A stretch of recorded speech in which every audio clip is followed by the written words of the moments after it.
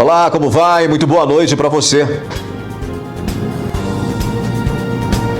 Quinta-feira violenta em Patos de Minas. Uma mulher foi morta a facadas, o companheiro foi preso e um homem foi morto a tiros em casa. E você vai ver também. O que muda em 2025 nas regras para aposentadoria e o benefício de prestação continuada? Cine disponibiliza mais de 250 vagas de emprego em Patos de Minas. A movimentação pós-Natal para as trocas de presentes no comércio patense. A gente fala sobre os feriados e o calendário escolar de 2025 em Patos de Minas. FEPAM amplia e moderniza instalações do Laboratório de Análises Clínicas e Toxicológicas. Moradores do meio rural de Patos de Minas estão há 3 dias sem energia elétrica. Primeira chapa é inscrita na corrida pela presidência da Câmara Municipal. Embriaguez ao volante lidera no número de ocorrências registradas durante o feriado. Destaques do NTV News desta quinta-feira que começa a partir de agora.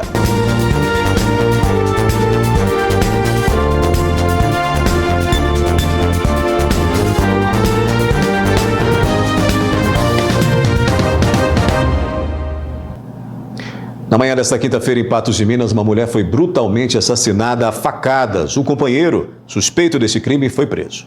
Carla Tatiana Ferreira Costa, de 45 anos, se tornou mais uma vítima de feminicídio aqui em Patos de Minas. A motivação do crime teria sido por ciúmes, a qual seu marido teria dela. E por isso ele desferiu 11 golpes de faca em Carla Tatiana. Facas essa que acabou atingindo a região do tórax. Foram 2 facas que atingiram as costas e também 2 facadas que atingiu a perna, totalizando aí total de 11 facadas entre o tórax, as costas e a perna, com a Carla foi atingida. O SAMU foi acionado por volta de 5h30 da manhã no bairro Nossa Senhora Aparecida, e lá o SAMU pediu apoio da Polícia Militar devido aos ferimentos e a situação que estava no local. A Polícia Militar então foi acionada e, diante de toda a situação, começou os trabalhos de rastreamento para tentar localizar o marido de Carla, que é o suspeito desse feminicídio. A arma do crime, né, a faca, foi conseguida localizar e já está de posse da Polícia Militar. Carla, que deu entrada logo após aqui no Hospital Regional Antônio Dias, foi encaminhada ao bloco cirúrgico, mas depois de intensas tentativas de tentar reanimar essa situação com Carla, ela acabou não resistindo aos ferimentos e por volta de 10 horas da manhã, 10h30, acabou aí falecendo aqui no Hospital Regional Antônio Dias, se tornando então mais uma vítima do feminicídio, de caso de feminicídio aqui em Patos de Minas. O suspeito ele estava sumido, a polícia ainda não tinha encontrado, mas agora a gente acabou de receber notícias que ele foi preso, foi encontrado em Lagoa Formosa e a Polícia Militar já está seguindo com as diligências.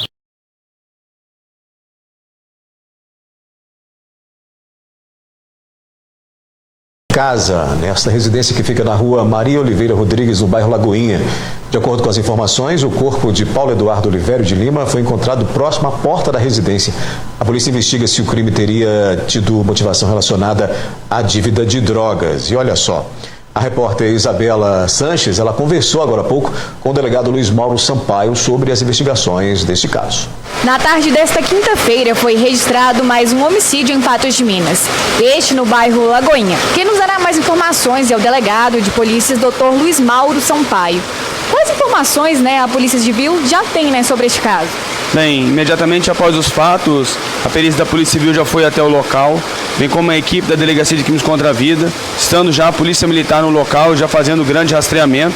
A Polícia Militar já conseguiu, nesse rastreamento, prender um indivíduo que teria sido o autor desses disparos. A Polícia Civil, junto com a Polícia Militar, agora já faz os procedimentos para a chegada desses indivíduos aqui na delegacia. Aqui na delegacia nós já colhemos alguns depoimentos através da OVM, que é o Tio Virtual Móvel, colhendo esses depoimentos já para serem juntados aos autos, entregar também isso aí ao delegado de plantão. Delegado, a vítima já foi identificada, Era um homem de 21 anos. Ele teria alguma relação com algum crime, alguma coisa nesse sentido? Bem, a vítima que se encontrava no local foi alvejada por pelo menos 2 disparos de arma de fogo, um provavelmente no tórax e o outro na cabeça. Essa vítima, ela tinha 21 anos e tinha lá na sua casa a sua esposa e mais um rapaz, que foram as pessoas que visualizaram muito das coisas que aconteceram naqueles fatos. E agora, nesse momento, quais serão os próximos passos? Bem, os próximos passos são a continuidade da investigação, a coleta de outros depoimentos, A verificação de algumas inconsistências foram verificadas já nesse primeiro momento e depois chegar ao final com a entrega desse procedimento ao Poder Judiciário. Logicamente que isso vai passar ainda pela Delegacia de Plantão para que possam ser feitos os procedimentos necessários aqui na Delegacia de Plantão pelo delegado da Delegacia Virtual.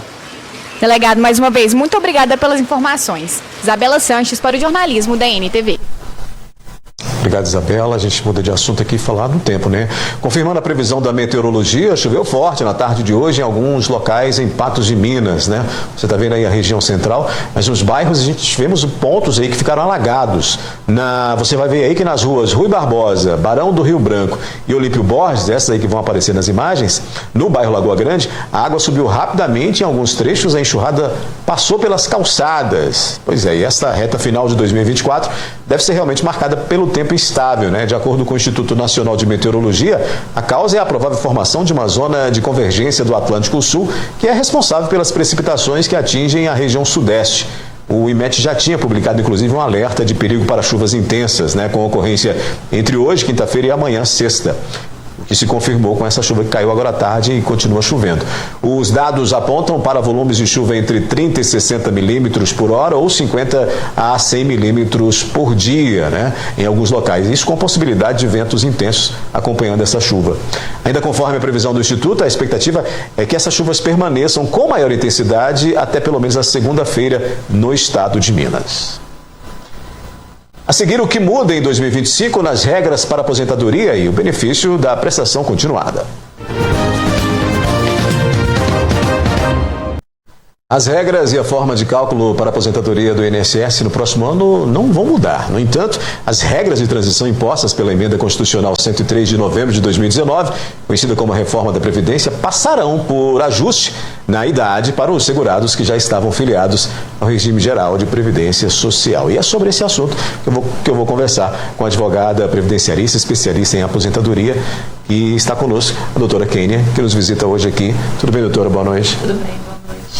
Doutora, o que muda, né? A gente pensando aí nessas regras de transição, com esse ajuste, pensando em tudo que pode... Porque é uma coisa que preocupa todo mundo, né? Quem está nessa etapa final de se aposentar. O que muda, então, com esse ajuste? Bom, com a entrada em vigor da Emenda Constitucional, essas regras de transição, elas têm um objetivo das pessoas que já estão filiadas. Eu vou pedir o Gustavo só para trazer, interromper a senhora rapidamente, só porque o Gustavo trazia o microfone, que a gente teve um problema no seu microfone, mas o Gustavo vai resolver isso para a gente. Vamos lá, então. Pode concluir. Em vigor, né, da Emenda Constitucional 103, nós tivemos o estabelecimento aí de 4 regras de transição.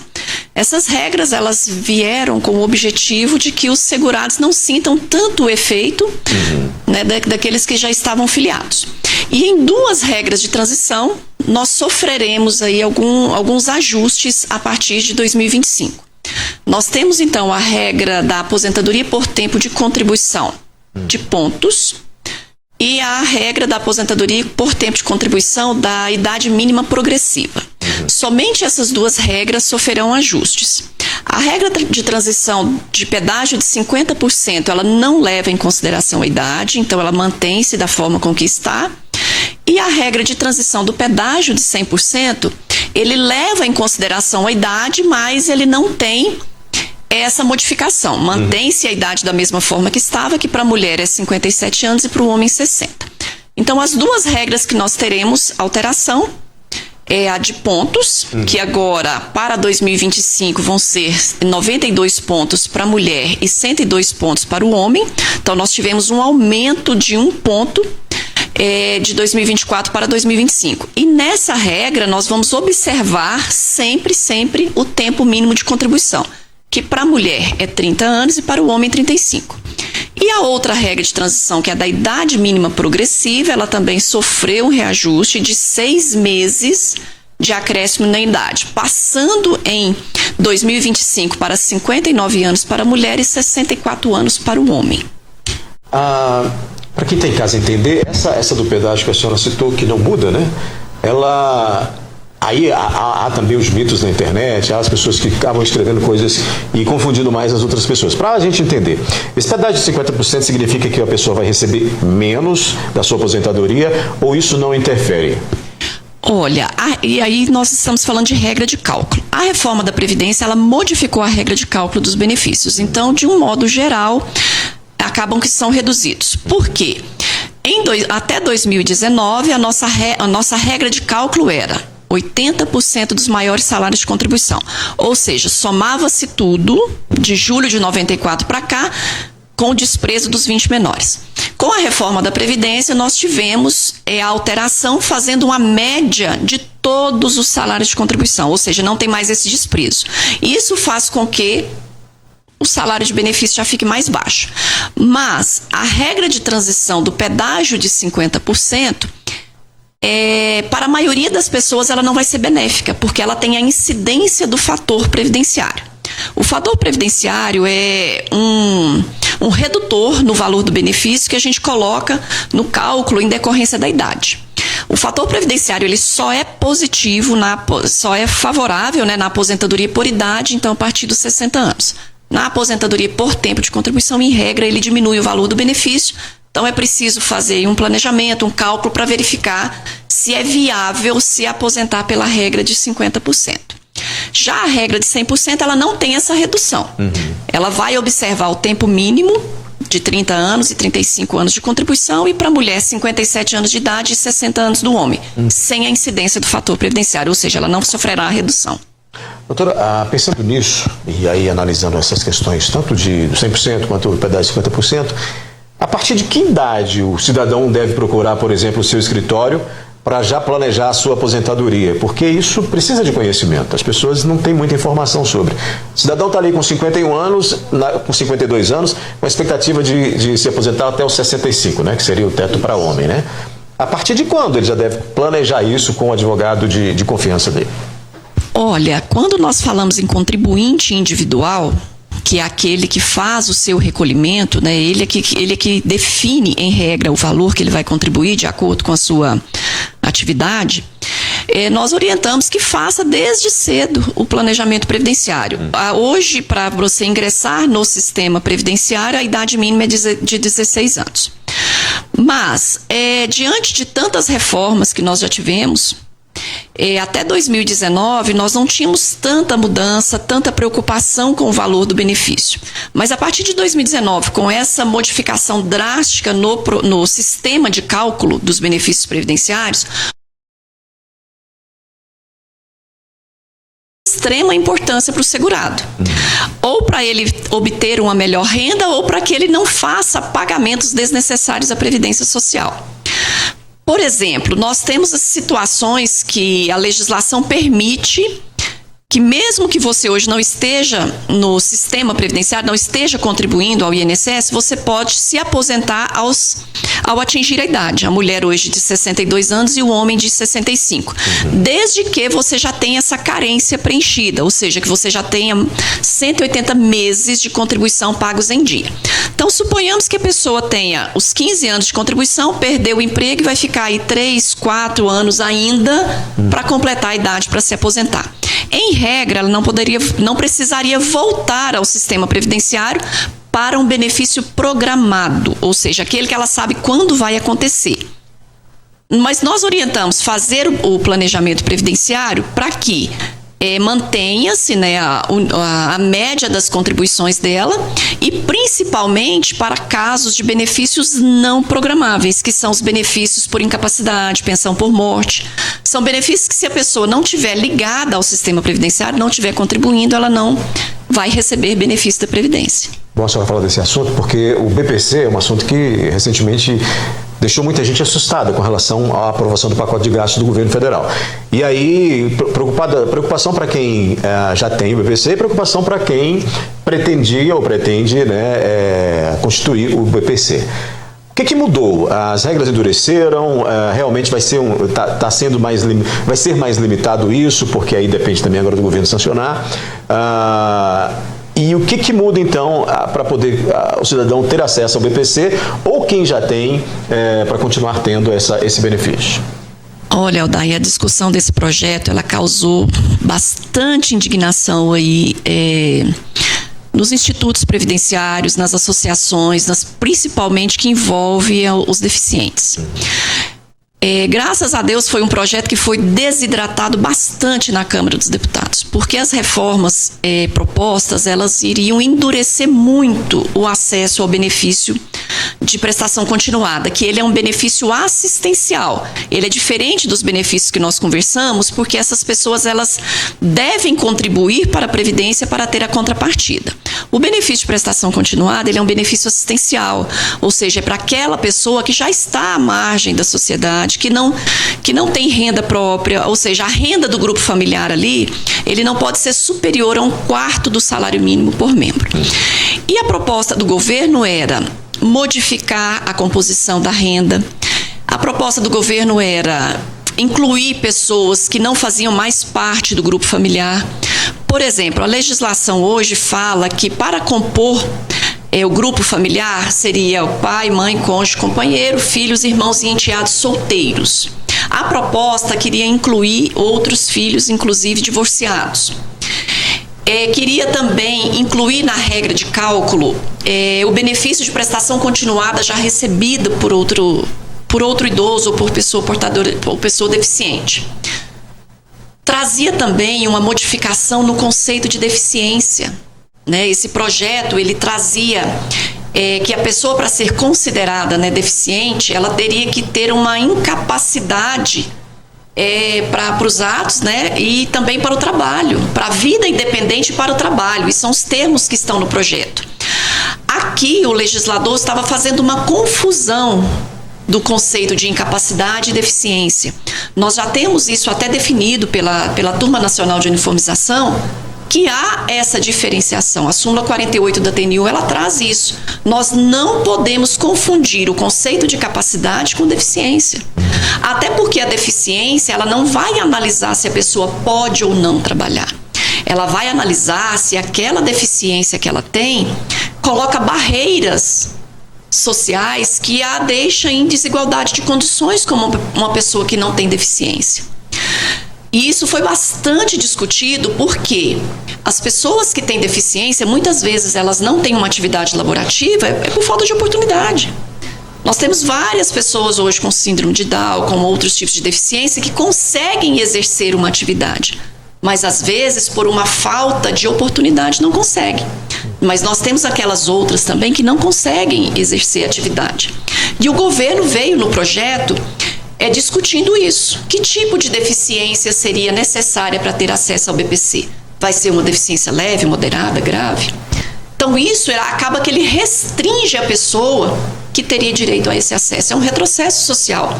Isso fere, inclusive, tratados que nós temos aí já, que o Brasil é signatário, que com normas constitucionais, e o governo não observou isso. Então, graças a Deus, o projeto foi bastante desidratado na Câmara dos Deputados e foi para o Congresso, para o Senado, para votação, não colocando, ele só não, com isso tudo que nós falamos não passou, ou seja, a Câmara já tinha corrigido isso lá, e foi para o Senado apenas essa diferenciação de deficiência, leve, moderada ou grave, mas o líder do governo se comprometeu para que o projeto não sofresse alteração no Senado e tivesse que voltar para a Câmara. O líder do governo se comprometeu que essa parte da sanção do presidente seria vetado. Então, hoje, o projeto foi encaminhado à sanção da Presidência da República e nós vamos aguardar se realmente isso vai acontecer. Porque aí vai ter, aí sim vai dificultar o acesso ao benefício de prestação continuada aos deficientes. Hoje esse benefício também ele é requisitado junto ao INSS? Sim. O INSS é o responsável, o órgão pagador. Passo a passo é procurar diretamente a agência ou de que maneira? O benefício de prestação continuada, ele inicia no CRAS, lá onde é feito o cadastro, no CAD único, onde as pessoas hoje, inclusive o CAD único hoje, ele deve ser atualizado a cada 24 meses. Se a pessoa não fizer essa atualização e for notificada e não responder essa atualização em tempo hábil, o benefício poderá ser suspenso. Está sendo exigido também do governo a biometria, ou seja, o beneficiário do BPC ele tem que ter a biometria. E ele inicia lá no CRAS, lá no Centro de Referência de Assistência Social, onde faz o cadastro do CAD único e depois o processamento é pelo Meu INSS.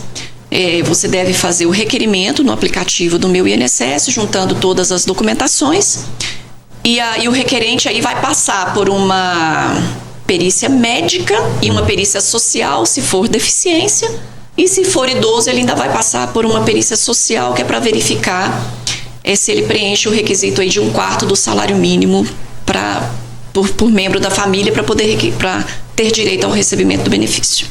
Doutora Kênia Araújo, especialista, sempre muito bom receber a senhora aqui, viu, doutora? Muito obrigado por ter vindo e a gente espera mais vezes a senhora aqui na bancada do News, viu?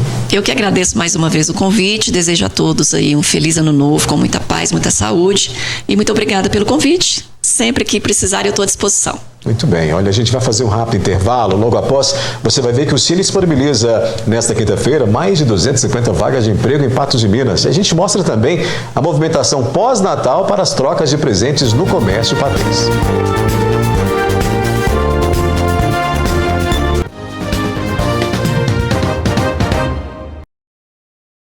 A edição, no primeira material dessa edição, a gente mostrou um caso de feminicídio ocorrido hoje em Patos de Minas, com uma mulher que foi morta após ser esfaqueada. A repórter Isabela Sanches conversou agora à noite com a delegada responsável sobre este caso. A Polícia Civil agiu rápido e já prendeu o suspeito de matar a ex-companheira Carla Tatiana Ferreira Costa. O crime foi um crime brutal que aconteceu na madrugada desta quinta-feira. O suspeito foi preso na cidade de Lagoa Formosa. Quem nos dará mais informações sobre o crime e a prisão é a delegada Tatiana Carvalho. Nós tivemos informação logo ao amanhecer hoje de que a vítima teria recebido facadas durante a madrugada e aí foram iniciadas as diligências para capturar o autor. Durante isso, recebemos a notícia do falecimento dela. Foram feitas várias diligências pelos investigadores da Polícia Civil e assim chegamos à cidade de Lagoa Formosa, onde ele estava escondido em uma residência.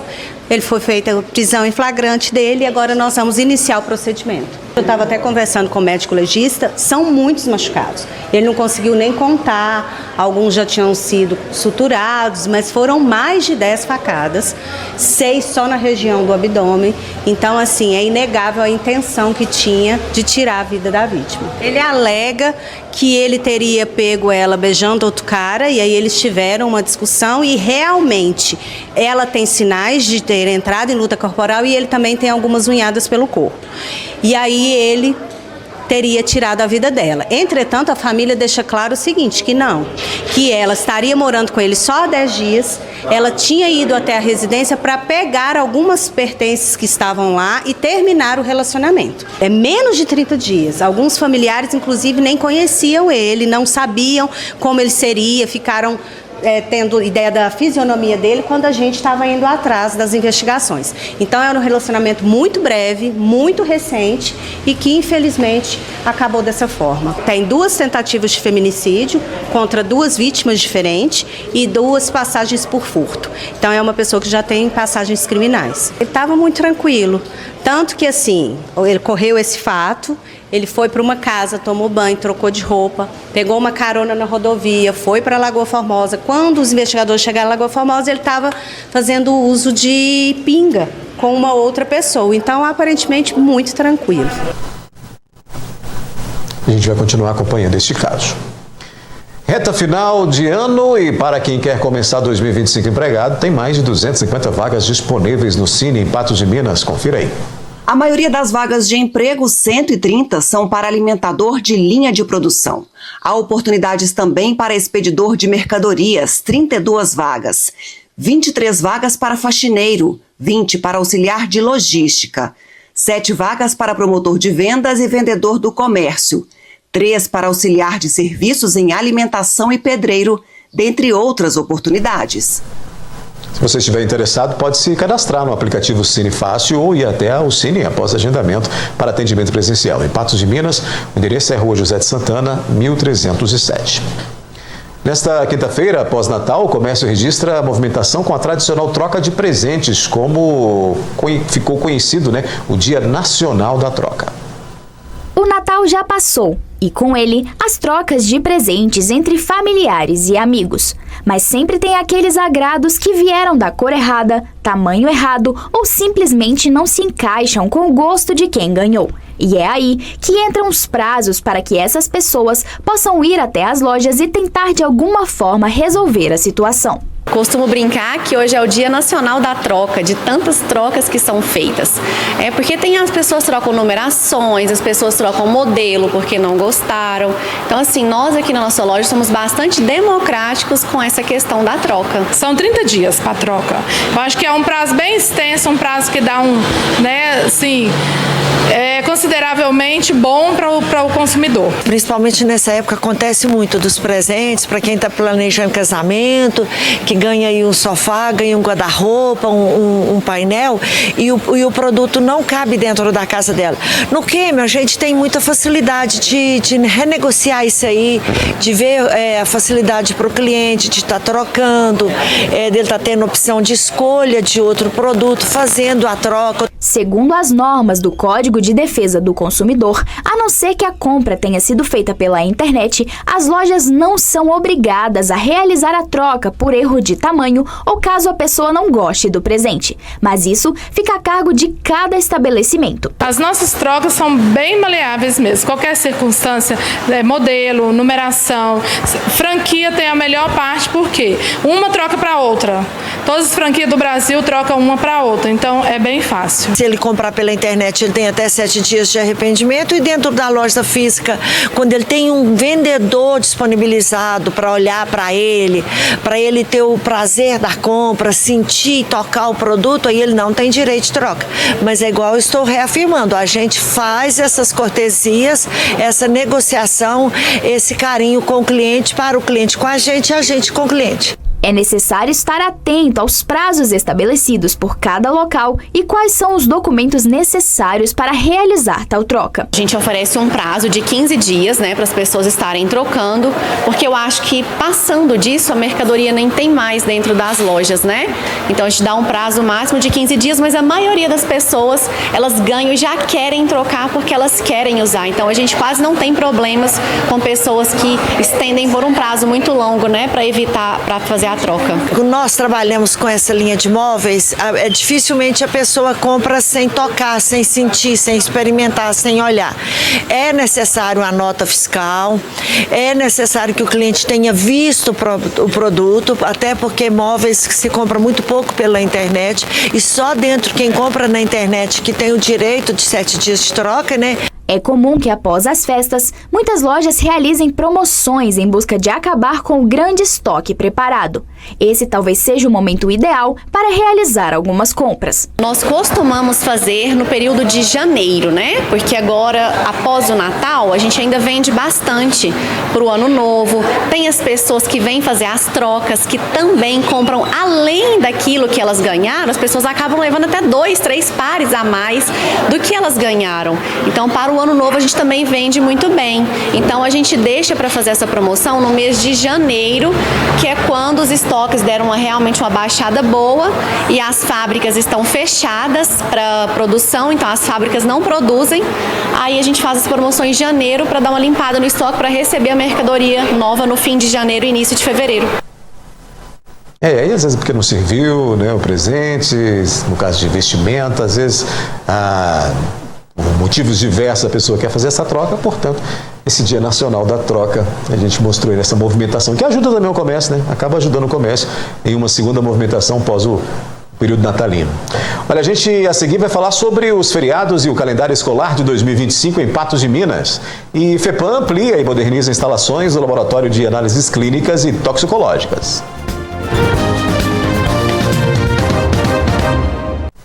Ano terminando e muita gente de olho na folhinha para saber em quais dias caem os feriados de 2025.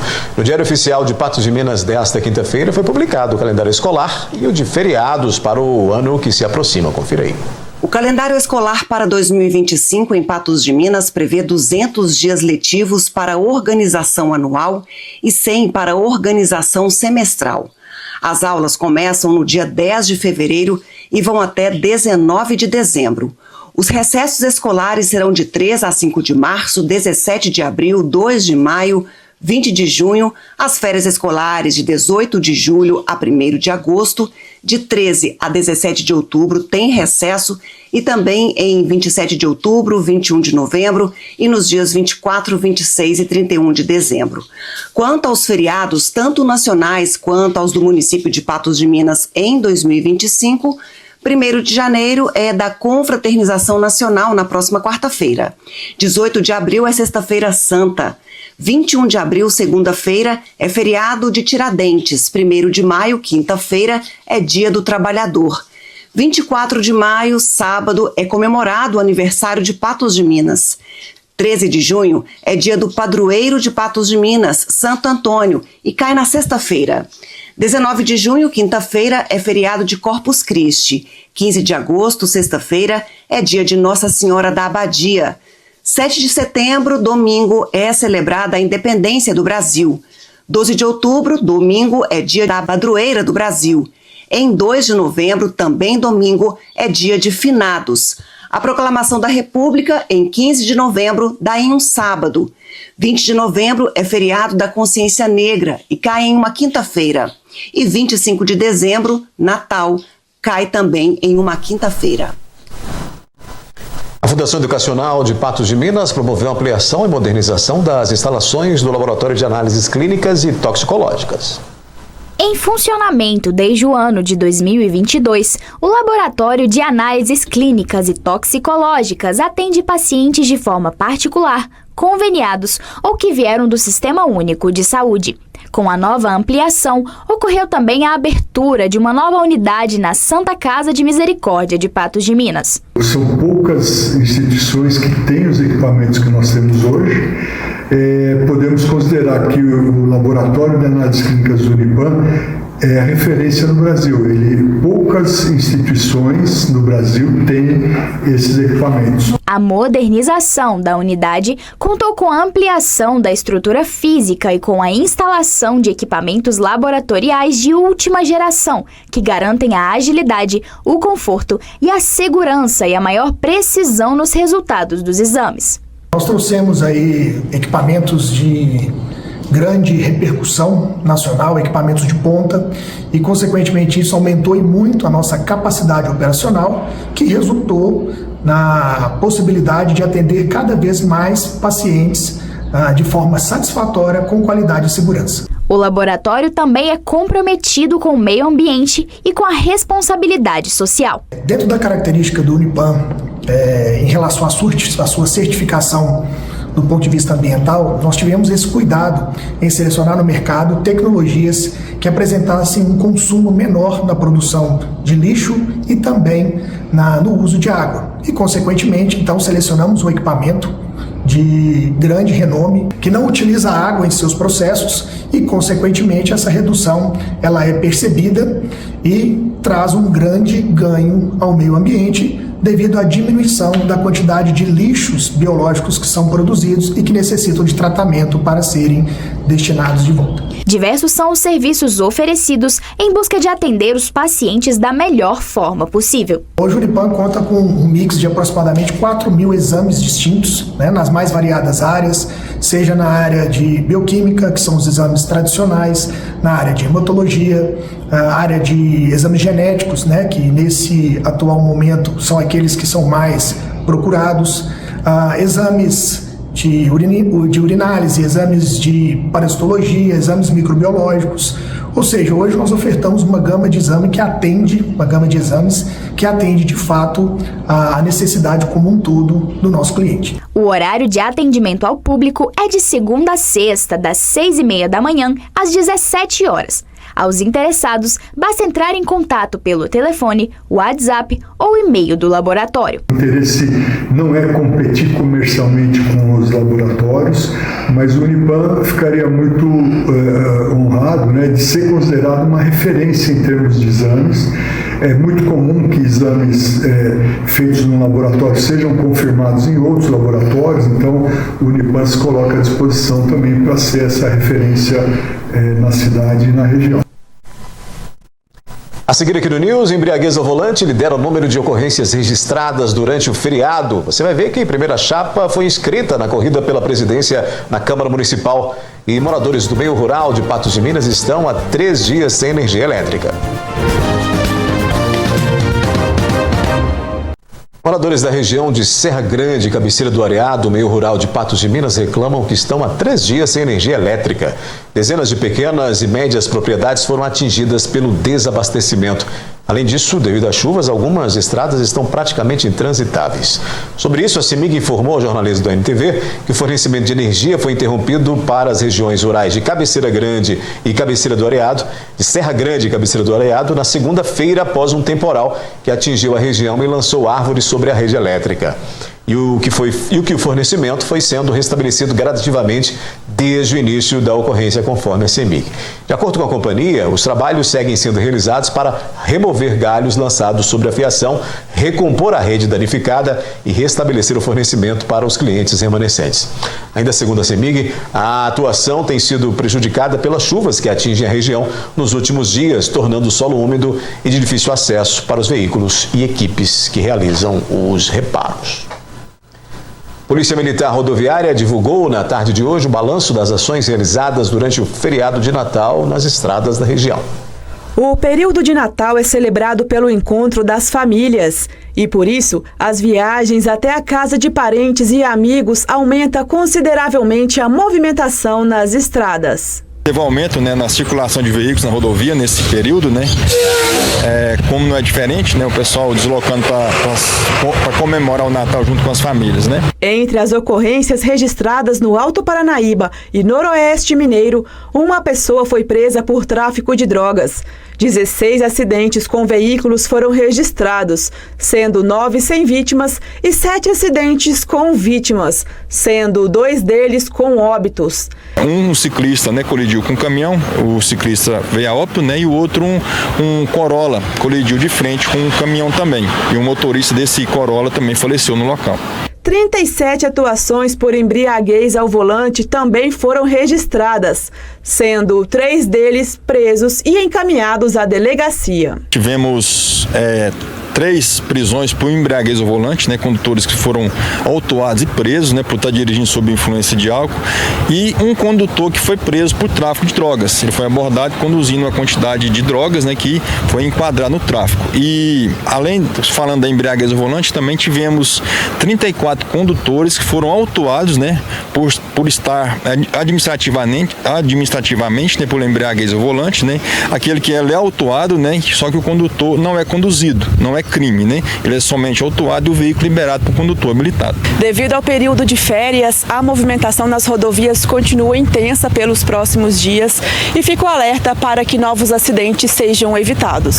É sempre alertar os condutores de não realizar ultrapassagem em locais proibidos, e também não forçar a passagem entre 2 veículos, que isso é uma das principais causas de acidentes com vítimas graves ou vítimas fatais, os condutores respeitarem os limites de velocidade da via, e se estiver chovendo, reduzir mais ainda, e dar manutenção no veículo, antes de pegar a viagem, e também a parte de embriaguez ao volante, sobre a parte de condutor beber e dirigir, que também não combina, Olha, faltando pouco para a posse dos eleitos, as articulações para disputa, para presidir a Câmara Municipal já tiveram início, Em Patos de Minas, a primeira chapa que irá concorrer para a mesa diretora da Câmara já foi registrada. A gente mostra esse material para você amanhã, no 30 Minutos e no NTV News. O News termina por aqui, mas volta amanhã às 19 horas. Obrigado pela companhia e até lá.